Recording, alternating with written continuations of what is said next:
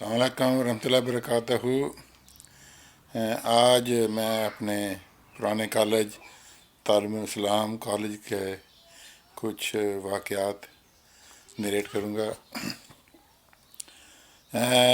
میں جب first year میں گیا تو کالج کی ہر سال گریجویشن سیریمنی ہوتی تھی، کانوکیشن، اور وہاں سے باہر سے روا سے باہر سے کوئی ہائیلی اسکل پیپل یا اسکالرس آتے تھے۔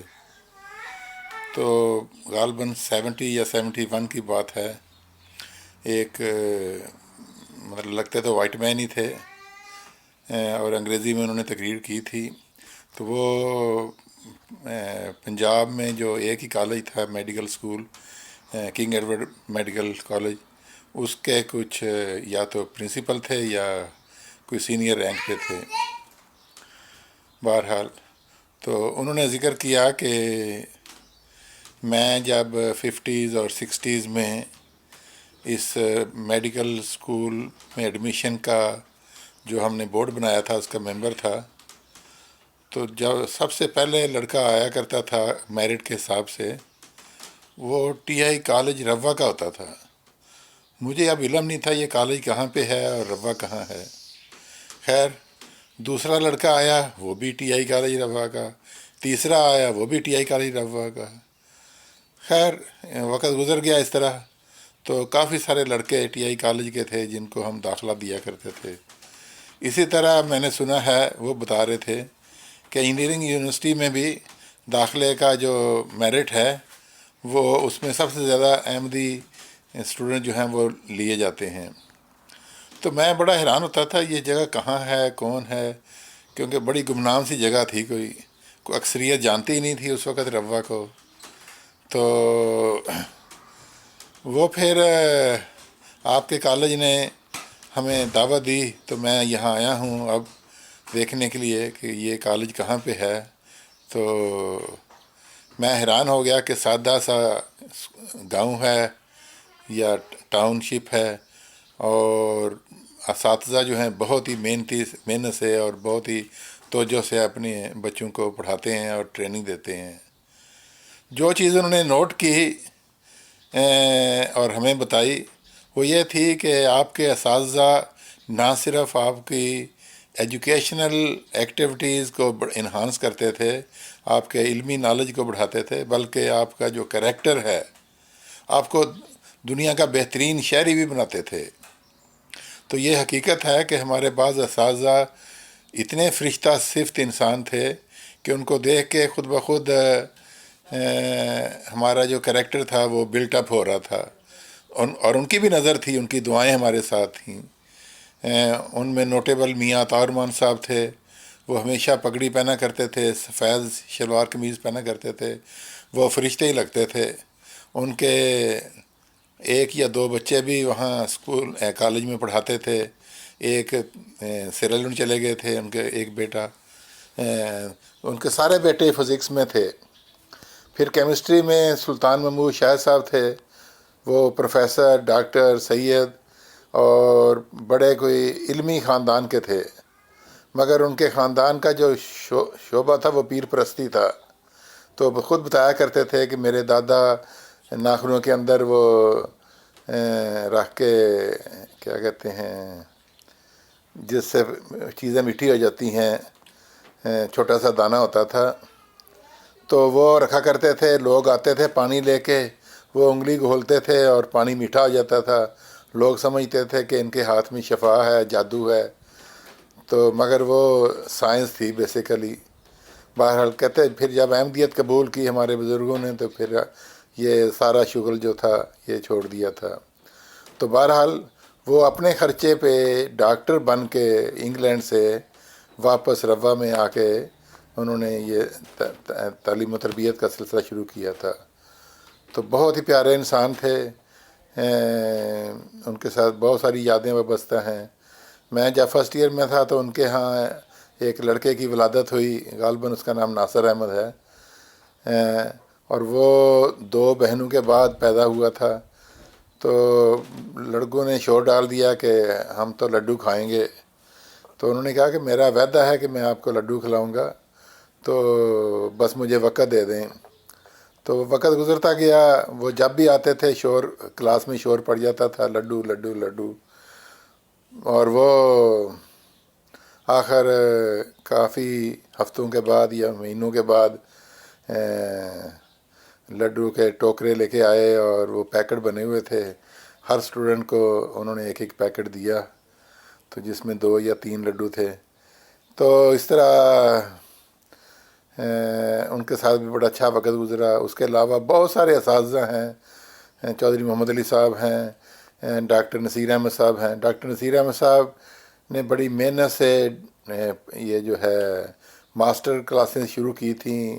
ڈگری کالج بنا تھا، تو ڈگری کالج کی جو بلڈنگ ہے وہ ابھی زیر تکمیل تھی، تو گورنمنٹ نے نیشنلائز کر لیا. مگر جو پہلے چند سال تھے اس کالج کے ایم ایس سی کے، ہمارا رزلٹ نمبر 1 تھا پورے پنجاب میں یا پنجاب یونیورسٹی میں. اور بڑی ہماری شہرت ہوئی، اور ساری فیسلٹیز تھی. اور جماعت نے اپنے خرچے پہ، جماعت کے لوگوں نے مطلب اس کو ڈیولپ کیا.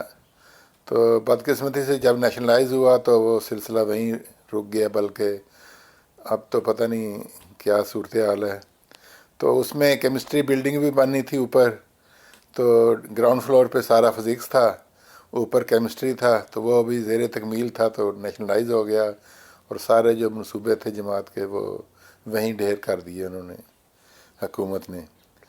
تو ڈاکٹر نصیر صاحب بھی مطلب بہت انگلینڈ سے پڑھ کے آئے تھے، پی ایچ ڈی ڈاکٹر تھے، پروفیسر تھے. تو ان کے دور کا ایک اور واقعہ مجھے یاد آیا، وقت کی پابندی کا. تو صبح 8 بجے، سردیوں میں کافی مشکل ہوتی تھی صبح 8 بجے پہنچنا ڈگری کالج میں، مگر اکثر لوگ پہنچ جاتے تھے. تو وہ اپنے آ کے 8 بجے سے پہلے ہی دفتر میں بیٹھ جاتے تھے، اور سارے دن کا پروگرام بناتے تھے، تو کلاسیں بھی لیتے تھے. تو ایک دفعہ ہر سال دسمبر میں ڈاکٹر عبدالسلام صاحب بھی روا آیا کرتے تھے، جہاں بھی ہوتے تھے، یورپ میں یا جہاں بھی. تو وہ نوٹس بورڈ لگا کہ کل صبح 8 بجے ڈاکٹر عبدالسلام صاحب لیکچر دیں گے. تو میں اس وقت بی ایس سی میں تھا، غالباً 3rd ایئر میں. تو وہ میرا خیال ہے کہ 73 کی بات ہوگی، یا ارلی 73 دسمبر کی بات ہوگی. تو وہ میرے پاس تو گھڑی نہیں تھی، تو ہم صبح اٹھتے تھے، نماز وغیرہ پڑھی، اور گھر آئے، ناشتہ وغیرہ کیا، اور کالج اسکول چل دیے. تو میں صبح صبح آ گیا، تو وہ جو لیکچر تھیٹر ہے فزکس ڈپارٹمنٹ کا، وہاں جا کے بیٹھ گیا، اکیلا ہی تھا. پورے 8 بجے دروازہ کھلا، ڈاکٹر عبدالسلام صاحب اندر. وہ چونکہ یہ سڑک کی طرف سے آئے تھے تو سیدھا وہیں آ گئے، اور جو اساتذہ آئے ہوئے تھے وہ اپنے اپنے کمروں میں ہیٹر کے آگے یا جو بھی صورتحال تھی وہ تھے. ان کو جب علم ہوا تو وہ بعد میں آئے. تو میرا ڈاکٹر صاحب سے پہلا تعارف یہی تھا، وقت کی پابندی کا. اور اس سے پھر میں نے بھی فائدہ اٹھایا. تو میرا ان کے ساتھ لمبا عرصہ تک رابطہ رہا ہے.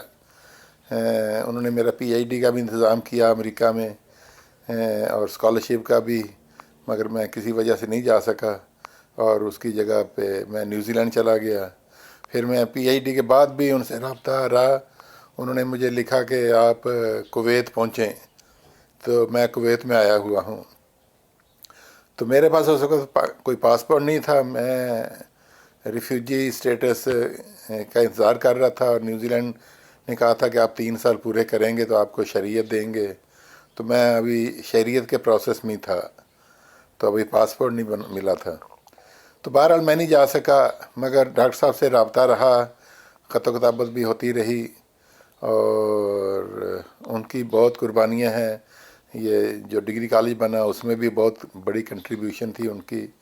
تو ان کی ویژن تھی جس کی وجہ سے وہ کالج جو تھا نا بڑی تیزی سے ترقی کر رہا تھا. اس کے علاوہ جس طرح میں نے ذکر کیا کہ ہمارے اکثر اساتذہ جو تھے وہ ہمارے مورل اور کریکٹر پہ بھی نظر ان کی تھی، اور اس کو بھی خیال رکھتے تھے. پھر स्पोर्ट्स मैन स्पिरिट बहुत थी। चौधरी मोहम्मद अली साहब फजर से पहले वहाँ बास्केटबॉल की ग्राउंड में आ जाते थे जब वो बास्केटबॉल के इंचार्ज थे। तो उससे पहले खलीफतुल मसीह सालस जब प्रिंसिपल थे वो इंचार्ज होते थे बास्केटबॉल के, और एक टूर्नामेंट शुरू किया था नासिर बास्केटबॉल टूर्नामेंट। मकसद यह था कि बाहर से जितने भी कम्पिटिटिव प्लेयर्स हैं, ख्वाह तालीम के मैदान में हैं ख्वाह स्पोर्ट्स के मैदान में हैं, वो रवा आएँ और हमारे बच्चों से मुकाबला करें। तो फिर हमारे बच्चों में भी शौक़ पैदा होता था। तो हम भी मैंने भी 2 साल बास्केटबॉल खेला है। तो मगर अपने मतलब पार्ट टाइम जो वर्क था, फिर तालीम थी, उसकी वजह से जारी नहीं रख सका। तो but at least I have played under these मतलब पीपल्स। तो इसी तरह तालीमी मैदान में बाहर से आते थे, इंग्लिश के लेक्चर होते थे, दूसरे सब्जेक्ट के लेक्चर होते थे। तो चौधरी मोहम्मद अली साहब ने भी के दौर में भी बहुत सारे बाहर से स्कॉलर आते थे, और ख़ास तौर पे जो अहमदी थे मुख्तलिफ़ मुल्कों में, अमेरिका वगैरह में, वो जब भी कभी उनका पाकिस्तान का चक्कर लगता था तो उनको रवा भी दावत दी जाती थी, और वो फिर हम उनसे बहुत कुछ सीखते थे। तो उनको कम से कम देख के इंस्पायर होते थे। तो हमें जो माहौल मिला है 73-74 तक, वो बहुत ही ज़बरदस्त था। तो कोई भी पाकिस्तान का कॉलेज हमारा मुकाबला नहीं कर सकता था, ना इल्मी मैदान में ना स्पोर्ट्स के मैदान में। मुझे याद है कि मैं बीएससी में था गालबन 3rd या 4th ईयर में। तो फाइनल में हमारा टीआई कॉलेज रवा और इस्लामिया कॉलेज लाहौर जो था वो आया था। अब इस्लामिया कॉलेज को पता था कि हमने टीआई कॉलेज से नहीं जीत सकते, तो वो चाहते थे कि मैच ना हो। तो मैच से पहले गड़बड़ शुरू हो गई। तो मुझे याद है कि हमें वो जो सनद मिली थी, सर्टिफिकेट मिला था, उसमें लिखा था फाइनल लिस्ट। ये नहीं लिखा फर्स्ट हैं या सेकंड हैं, फाइनल लिस्ट, कि हम फाइनल तक पहुंच गए हैं, आगे फैसला नहीं हुआ। और वो मैच चौधरी मोहम्मद अली साहब हमारे मैनेजर थे, हो ही नहीं सका, बड़ी कोशिश की थी। तो गरज के दूसरे जो कॉलेज थे या अदारे थे, वो हमसे, उनको पता था कि हमने पीछे रहना है और टीआई कॉलेज ने आगे बढ़ना है। तो इस खौफ से वो हमारे मुकाबले पे ही नहीं आते थे। इसी तरह रोइंग है, मैं रोइंग भी थोड़ी देर की है। तो ये किश्ती जो चलाते हैं दरिया में, तो हमें तो जब मौसम अच्छा होता था, सर्दियों में ख़ास तौर पे, तो खूब मुकाबले होते थे और हम मतलब प्रैक्टिस किया करते थे। और जब कंपटीशन होना इंटर कॉलेजिएट पंजाब यूनिवर्सिटी का, तो हमने ही आगे होना है, सबसे आगे हुआ करते थे। फिर वॉलीबॉल है, वो अब्दुल जलील साहब हुआ करते थे कॉलेज में, इंग्लिश के टीचर। तो उनका शौक़ था वॉलीबॉल, तो हमने वॉलीबॉल भी बहुत खेला और उनसे सीखा। गरज के हमारे जितने असातिज़ा थे, टीचर्स थे, सारे मुख्तलिफ़ शोबों में अपने अपनी फील्ड में अच्छे थे। नंबर 1 कह लें, नंबर 2 कह लें, भारत पाकिस्तान में नामवर थे। फिर हमारे कॉलेज की रेपुटेशन आर्मी में बहुत हाई थी। आर्मी में कहते थे कि इनके ये जो रवा के बच्चे हैं ना, ये सबसे अच्छे हैं हर लिहाज से।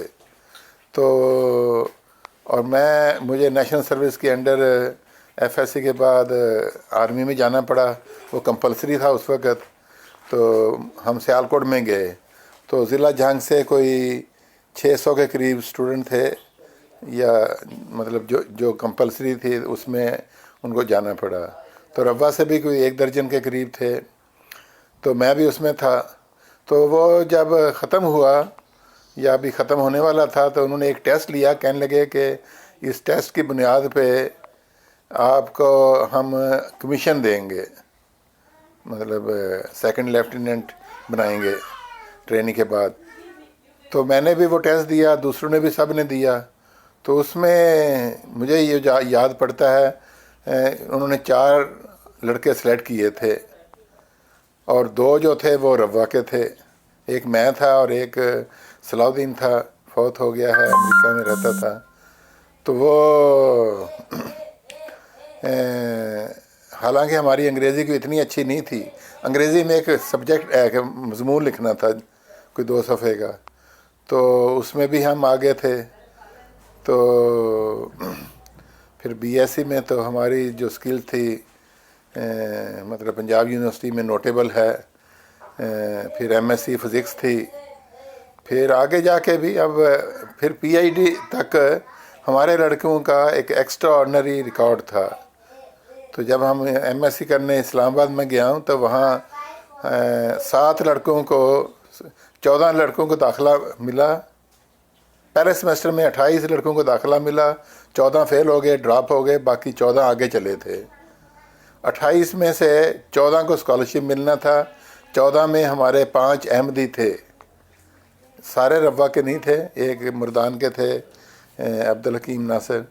تو پھر اگلے سال 14 فیل ہو گئے اور 14 جو تھے وہ آگے چلے، اور اس 14 میں سے 7 کو اسکالرشپ ملنا تھا.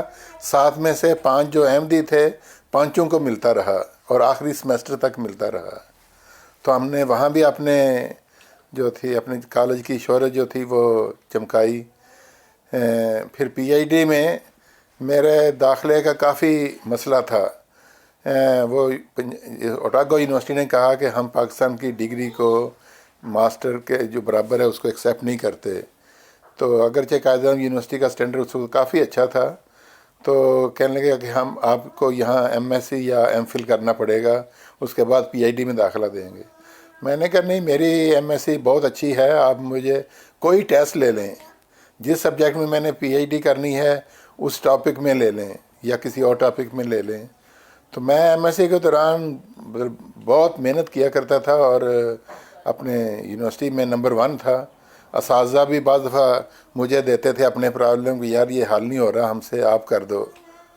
تو میں عید کی چھٹیوں میں بھی گھر نہیں جاتا تھا، وہیں ہاسٹل میں اکیلا رہتا تھا اور میتھ کی کتابیں جتنی تھیں مختلف سبجیکٹ کی وہ کیا کرتا تھا. تو پھر وہ